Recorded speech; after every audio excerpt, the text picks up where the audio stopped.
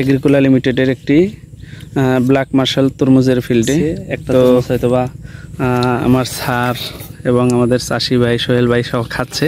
আমরা দেখবো আসলে তরমুজটা খেতে কেমন। দাদা ভাই ভালো আছেন?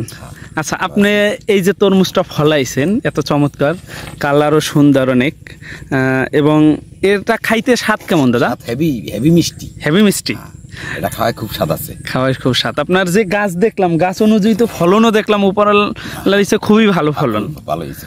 আচ্ছা আচ্ছা, সোহেল ভাই কি তরমুজ খাচ্ছেন? এগ্রিকোলা কোম্পানির ব্ল্যাক মার্শাল। ব্ল্যাক মার্শাল, আচ্ছা কেমন খাইতে স্বাদ কেমন লাগছে? স্বাদ আছে, তুলনামূলক হিসাবে অনেক মিষ্টি। অনেক মিষ্টি না?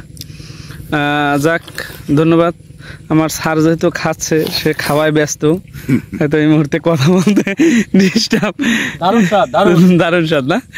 আচ্ছা, যদি একটু কাছ থেকে গাছের অবস্থা দেখানোর চেষ্টা করি। আপনি নিজেও তো খান।